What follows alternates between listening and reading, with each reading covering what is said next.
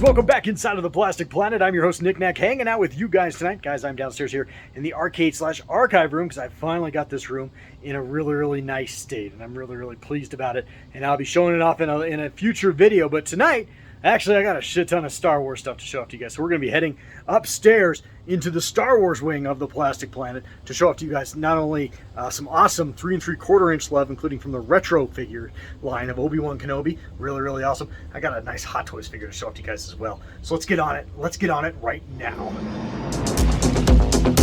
Nick Nack's Plastic Planet.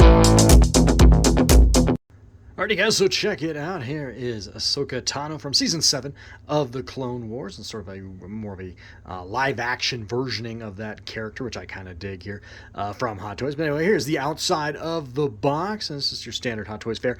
And then, of course, as we go inside, you guys can see the interior cover art, which is kind of cool. And then flipping it open, you guys can see the inner figure. Anyway, not much to see, just standard box. Let's get this shit out like we always do and check out all of her accessories. Alrighty guys, so check it out. Yeah, here is Ahsoka Tano here, all removed from her packaging. Of course, like I said, this is Season 7, Clone Wars Ahsoka, and she looks pretty cool. She's, you know, she's all grown up here, guys. She's all grown up. She's quite the woman now. And yeah, she's beautiful. And she's got a really cool, detailed-looking outfit there with a little bit of a nod to some Mandalorian lore there, if I don't say so myself. I'm sure that was done on purpose, obviously.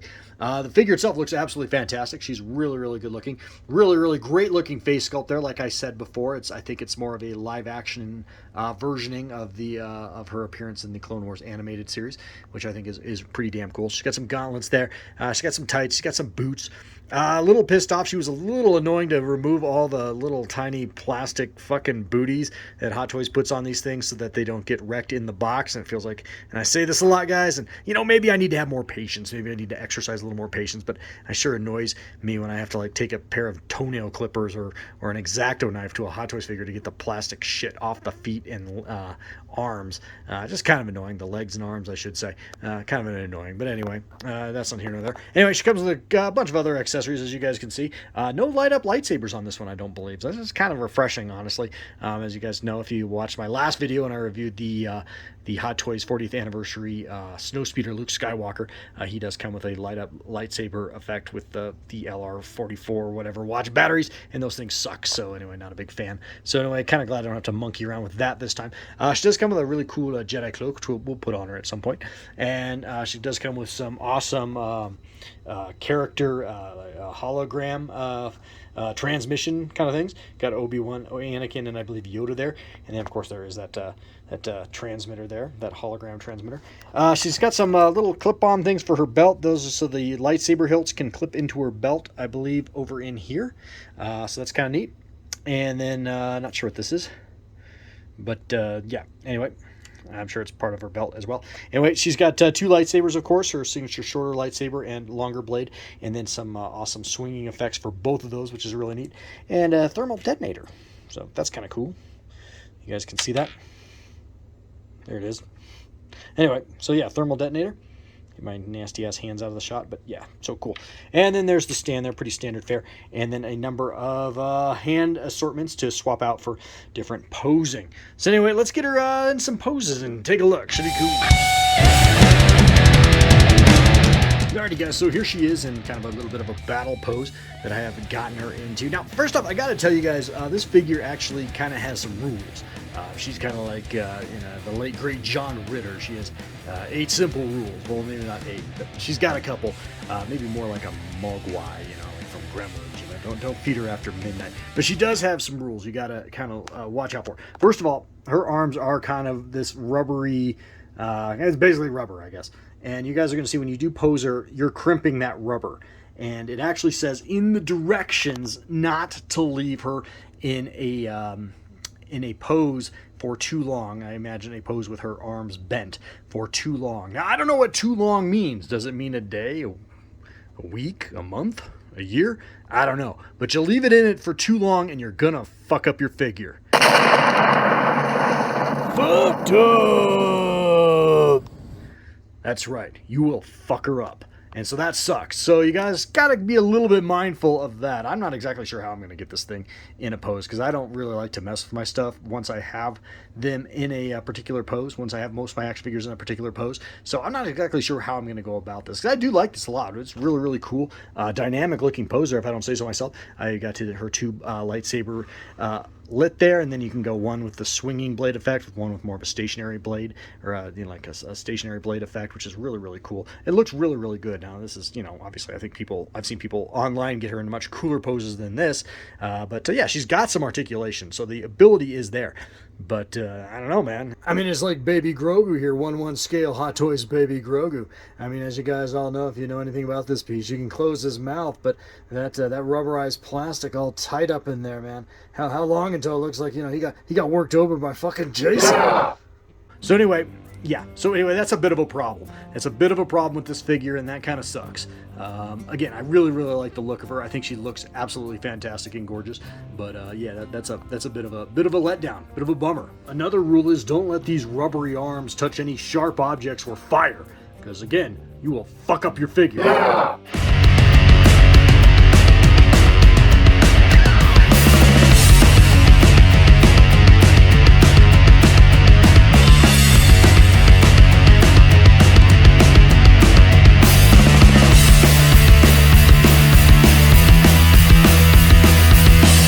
So another feature of this figure that I'm not a big fan of is you gotta use these to get her in the stand properly.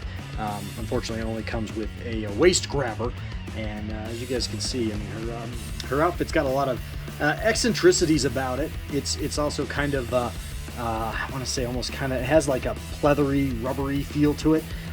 Again, it's something that could get worn over time if you have this attached to it. I mean, these stands, these grippers, this waist gripper is, I mean, it grips it kind of tight. It's got her, man.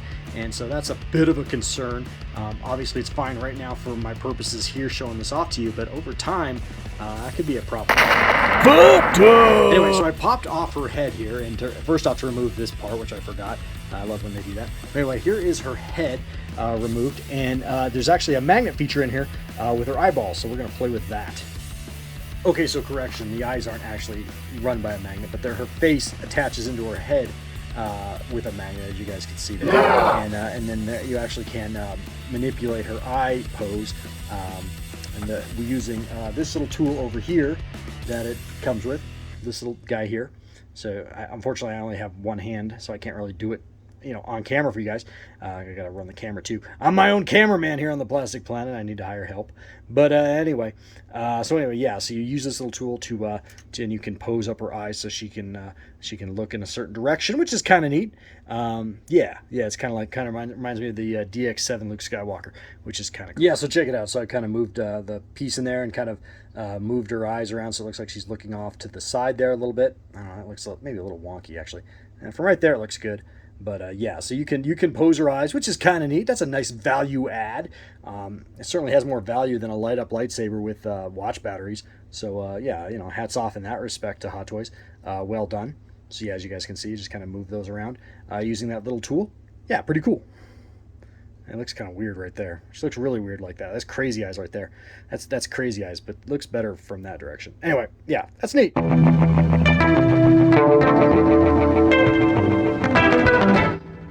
Alrighty guys, one final pose for you guys. I'm not enjoying messing with this figure too much. Alrighty guys, in one final pose for you guys. Fuck that. Again, she just feels really, really damn delicate with all that rubberized plastic, whatever it is, that her main body is constructed out of. So anyway, I did put her in her Jedi robe. I don't know if it's technically a Jedi robe, but she's in her robe now, and you actually do need to remove her head to put on the robe. Your first instinct, as mine was, might be to pull on that snap. That is not a snap. Don't pull on it. You'll break it. But anyway, once you get it on, it actually looks actually pretty cool. I kind of like this. This wasn't how I was going to have her posed originally, but I might go with this just because I'm afraid to put her in anything really too dynamic, because again, I don't want to fuck up those elbows. But so anyway, I did put both lightsabers on both hips, and you do have to remove, you do have to do a little bit of surgery on that. per the directions, but once they go on, they're actually pretty nice. And then you do have to take the little black knobs off the lightsabers, these little black knobs that go on the lightsabers. You do have to remove both of those, and in doing so, I've managed to lose one already. I'm sure it's somewhere, but anyway. Again, I'm not enjoying this, guys. I'm not enjoying this review one damn bit.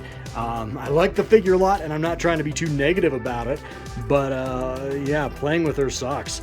I'm just gonna probably stick her in a cabinet right now. Yeah, but she looks good. I mean, she looks really good. Yeah, I mean, would I buy a different Hot Toys figure than her if I had to do over again? Maybe. But I like her. I like her. She's cool.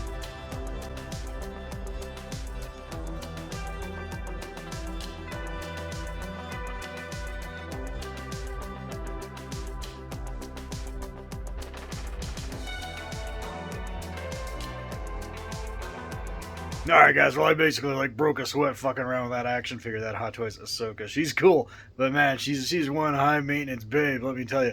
Anyway, coming up next guys, I got a little bit, some collectibles that are a little bit less high maintenance and something I've been really enjoying collecting, and that are these Kenner Banner, let's call them Neo Vintage action figures, and I've got the remainder of the Obi-Wan Kenobi wave that just came in. They kind of trickled in from Amazon over the course of the last couple days. As you guys remember, if you watched my last video, I showed off the Reva figure in my last video. Well, I got the rest of the wave for you guys right now, so let's check it out.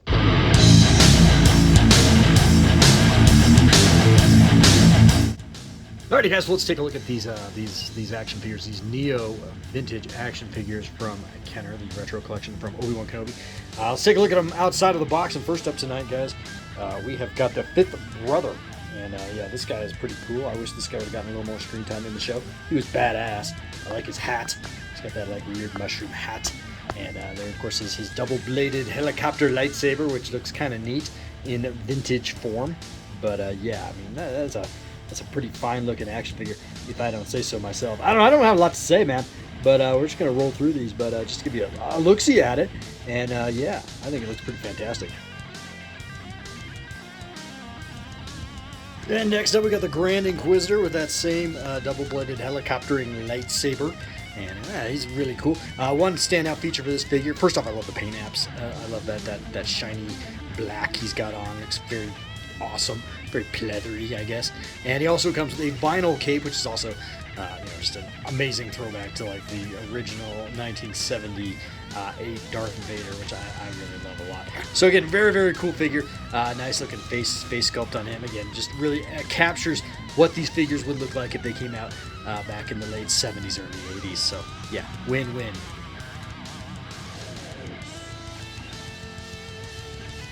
Alrighty guys, next up we got Ned B, or Ned-B, I don't know, but you guys remember him from the series. He was that awesome like mining droid or loader droid.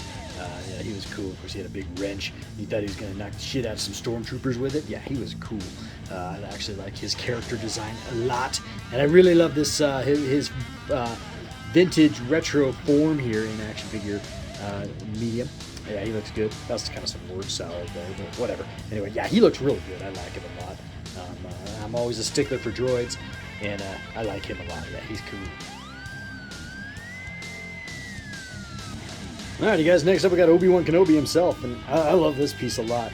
I tried to open up his robe a little bit so you guys can get a kind of an idea of what the figure under the robe looks like. But again, nice, soft, good robe on him. Love the vintage stylized lightsaber and blaster pistol he comes with.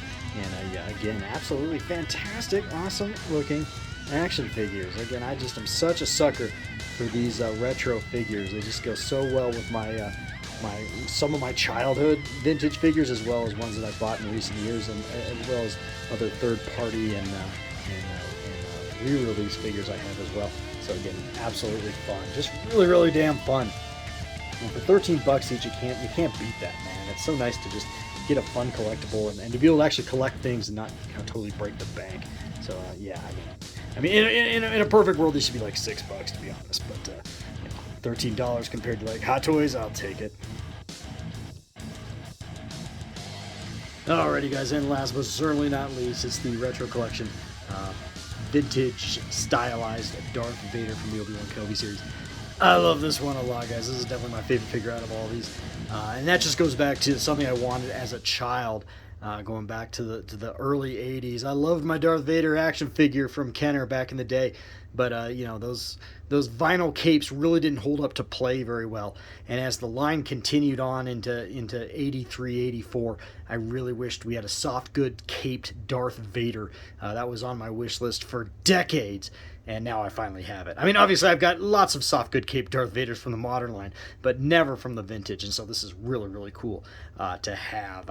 I actually used to take the Power of the Force Lando Calrissian, General Lando Calrissian. I used to steal his cape and put it on my Darth Vader, although it didn't really match real well because it was more of a light gray, if not purpley kind of thing. But anyway, it is just awesome to have this guy here in my collection, and yeah, I'm loving this guy a lot. And finally, just for the sake of completion, I stuck Reva in there. You know, I showed her off in the last video, so here is the entire wave, I believe, as they came out for the Obi-Wan Kenobi retro line. Yeah, really fun, huh? Yeah, these are really, really cool. I dig them all.